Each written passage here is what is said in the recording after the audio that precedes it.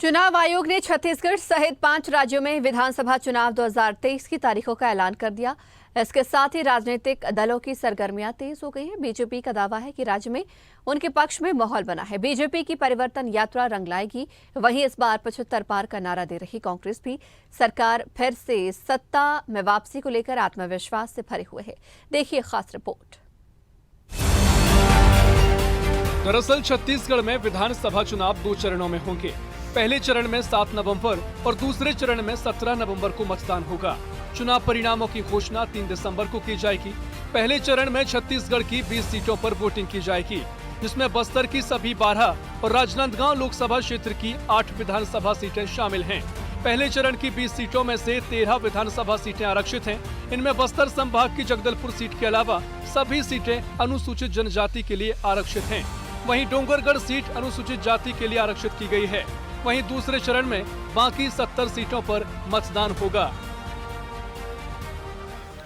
भारत निर्वाचन आयोग द्वारा छत्तीसगढ़ राज्य के सभी 90 विधानसभा क्षेत्रों के लिए सामान्य निर्वाचन के कार्यक्रम की आज सुबह घोषणा की गई है और इसी के साथ निर्वाचन कार्यक्रम की घोषणा के साथ ही संपूर्ण प्रदेश में अब आदर्श आचरण संहिता प्रभावशील हो गई है।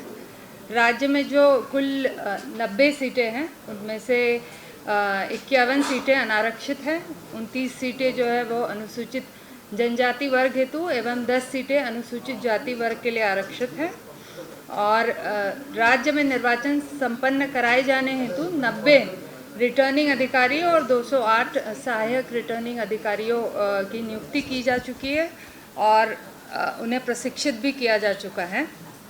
निर्वाचन कार्यक्रम की घोषणा के अनुसार प्रदेश में जो विधानसभा निर्वाचन है वो 2 चरणों में संपादित होंगे। जो प्रथम चरण है वो कुल 20 विधानसभा क्षेत्रों के लिए विधानसभा क्षेत्र क्रमांक 71 से 90 के 5303 मतदान केंद्रों में मतदान संपन्न होगा। बता दें कि प्रदेश में मतदाताओं की कुल संख्या 2,03,61,030 है।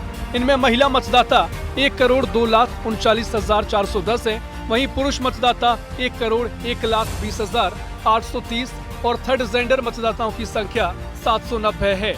वहीं प्रदेश में 18 से 19 आयु वर्ग वाले 7,23,771 मतदाता हैं।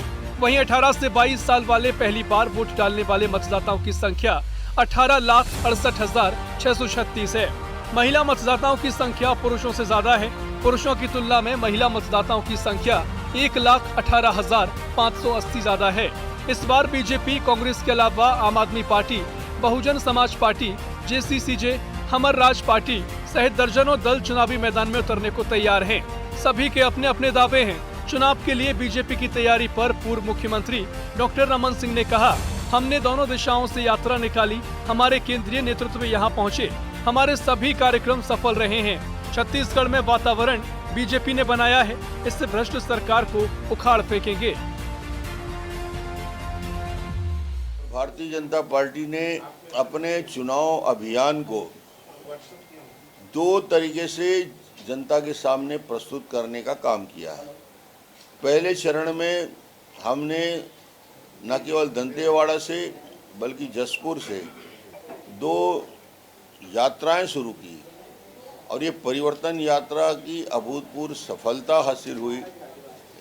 अधिकांश विधानसभाओं में राष्ट्रीय और प्रदेश स्तर के नेता, केंद्रीय मंत्री आते रहे और एक वातावरण का निर्माण हुआ। उसके बाद माननीय प्रधानमंत्री जी स्वयं इस चुनाव की प्रक्रिया के प्रथम चरण में ही आचार संहिता लागू होने के पहले अलग अलग कार्यक्रम, वो चाहे रायगढ़ का कार्यक्रम हो, बिलासपुर का हो या रायपुर का कार्यक्रम हो, महत्वपूर्ण सभाओं में संबोधित किया और काफ़ी सफल, बस्तर सहित कार्यक्रम सभी सफल हुए। माननीय गृह मंत्री जी का आगमन हुआ और उन्होंने भी सभा को संबोधित किया। माननीय राष्ट्रीय अध्यक्ष आए। तो एक प्रकार से छत्तीसगढ़ में वातावरण का निर्माण भारतीय जनता पार्टी ने किया और इस भ्रष्ट और निकम्मी सरकार के खिलाफ जितने आरोप हैं भ्रष्टाचार के, इस 5 साल में विकास शून्य हो गया है, डेवलपमेंट कहीं हुआ नहीं है, तो निश्चित रूप से छत्तीसगढ़ की जनता के मन में इस सरकार के प्रति नाराजगी भी है और वो इंतज़ार कर रहे थे कि कब चुनाव घोषित हो, कब आचार संहिता लगे तो अधिकारी कैद से मुक्त होंगे और अधिकारियों को स्वतंत्रता से काम करने की आज़ादी मिलेगी। चुनाव आयोग ने चुनाव की अधिसूचना आज जारी की है, चुनाव के तारीखों का ऐलान किया है। छत्तीसगढ़ की जनता चुनाव के तारीखों की प्रतीक्षा कर रही थी। छत्तीसगढ़ की जनता भी चुनाव के लिए तैयार है, भारतीय जनता पार्टी भी तैयार है। भारतीय जनता पार्टी ने पहली सूची में 21 प्रत्याशियों के नामों का ऐलान किया था और आज 64 प्रत्याशियों का ऐलान भारतीय जनता पार्टी ने किया है। कुल मिलाकर 90 में से 85 विधानसभा क्षेत्रों पर पार्टी ने अपने प्रत्याशियों की घोषणा कर दी है। 43 ऐसे प्रत्याशियों को पार्टी ने चुनाव के मैदान में उतारा है जो पहली बार भारतीय जनता पार्टी के चुनाव चिन्ह पर विधानसभा का चुनाव लड़ेंगे। 43 आउट ऑफ 85 43 ऐसे प्रत्याशी चुनाव के मैदान में हैं जो पहली बार भारतीय जनता पार्टी के चुनाव चिन्ह पर विधानसभा का चुनाव लड़ेंगे। ऐसे 43 प्रत्याशी हैं और 50 वर्ष से कम आयु के कुल मिला के 34 युवा प्रत्याशी भारतीय जनता पार्टी ने चुनाव के मैदान में उतारे हैं।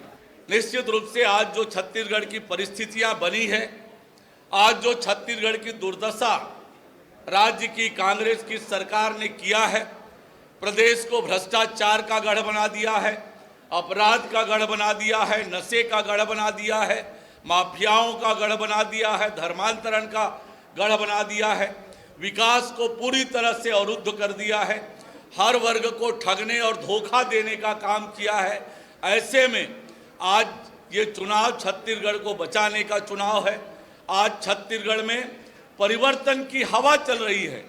जिस प्रकार से भारतीय जनता पार्टी के परिवर्तन यात्रा से प्रदेश में एक सकारात्मक वातावरण का निर्माण हुआ है, परिवर्तन की हवा चल रही है।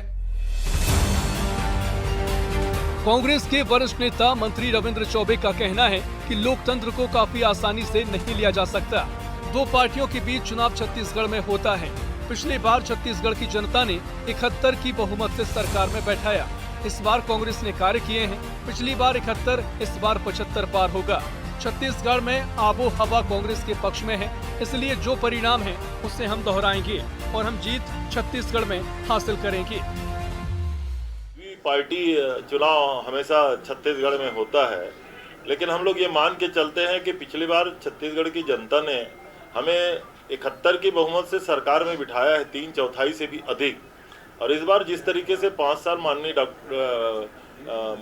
मुख्यमंत्री श्री भूपेश बघेल जी के कार्य हुए हैं, विशेष रूप से किसानों के लिए, आदिवासियों के लिए, मजदूरों के लिए, महिलाओं के लिए और नौजवानों के लिए, हमें लगता है इस बार आंकड़े उससे और परे होगा। पिछली बार 71, इस बार 75 पार। और निश्चित छत्तीसगढ़ में आबो हवा और वातावरण कांग्रेस के पक्ष में है। हम फिर से पिछले जो परिणाम है उसको दोहराएंगे और रिकॉर्ड जीत छत्तीसगढ़ में हासिल करेंगे। बहरहाल चुनावी बिगुल बज चुका है। प्रत्याशियों की बात करें तो अभी तक बीजेपी की पहली सूची जारी हुई है।